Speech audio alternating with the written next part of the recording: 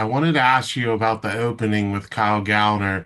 It's great connective tissue, obviously, but it almost feels like a totally different genre. It's this very tense, like action thriller. You really get to show some range there.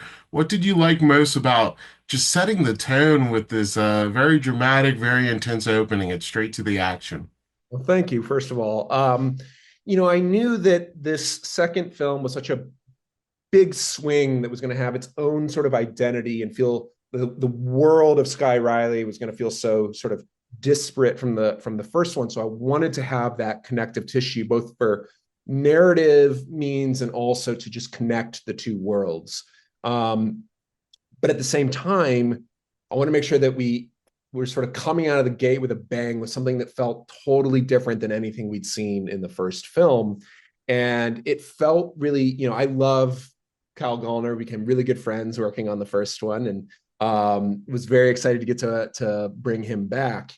And the from the point when I was writing it, I knew that I wanted that opening sequence to sort of unfold in a single unbroken take, because I knew it really would add to the claustrophobia, the stress that the character is feeling, and how it just keeps getting worse and worse and things keep going wrong. It felt like a really exciting idea. And so, we sort of we went into it thinking, hey, this is something that can almost stand alone, like its own short film, that feels sort of like action thrillery, but also is like announcing, hey, Smile is back and it's meaner than ever.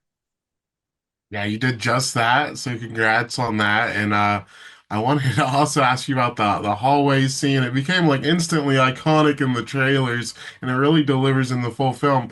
I was curious about just kind of the logistics of filming something like that. Is it more almost like choreography or like a fight scene? How is it getting that? Because it's crazy to see.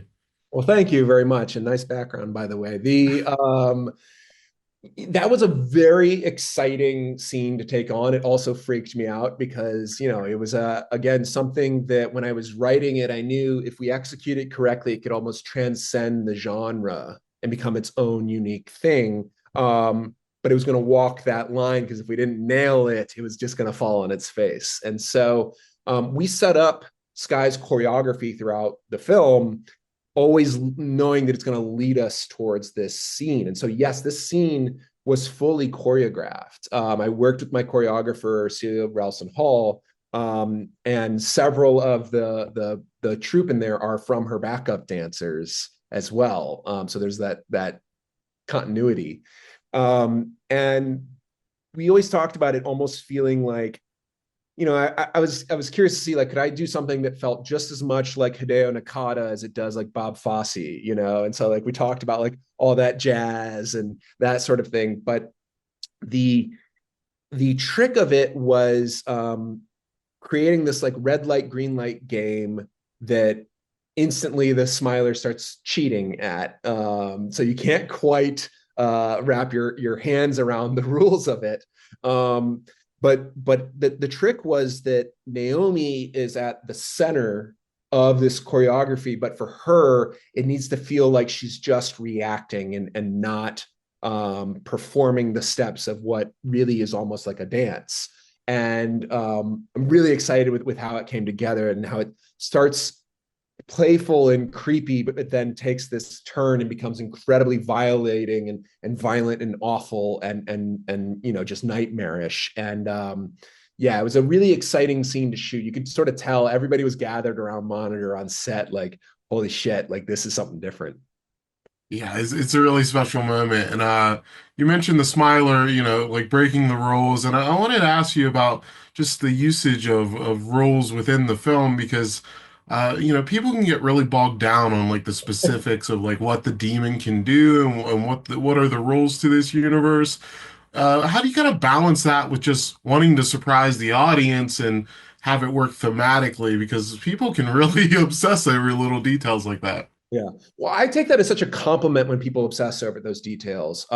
So there's a couple things I'll say. First is that the film there is sound internal rules and logic that work, but just because we've seen the first film doesn't mean we know everything about the Smiler. And so in talking with like my producers and stuff, we sort of have all this information that we know about the Smiler that informs what happens in the film, but we don't give the audience everything, or at least we don't spoon feed it. But especially upon rewatches, there are clues along the way.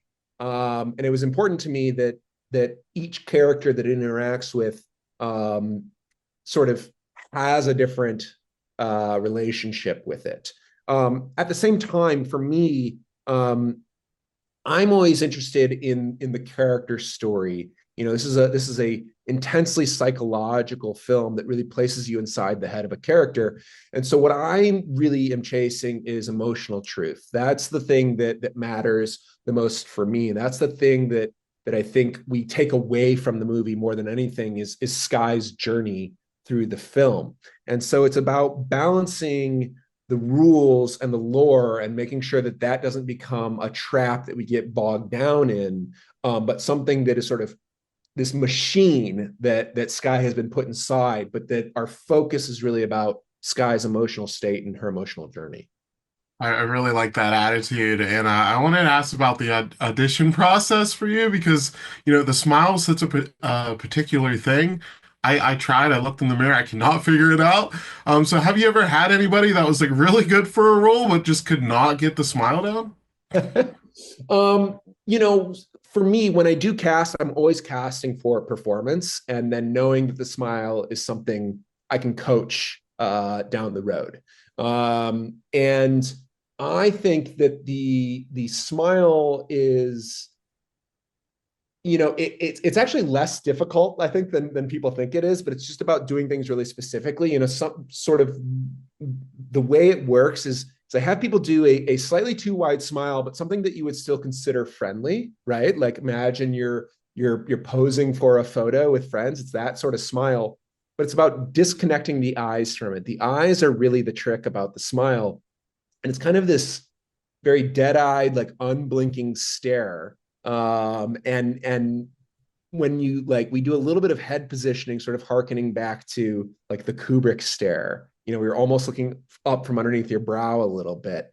And it's really about that then mixed with the framing, with the color palette, with the sound design, all that stuff coming together can create a really unsettling moment. And usually actors, like some actors come in really prepared and I can tell they've been practicing. Other ones come in terrified of the smile. It's the thing that scares them the most.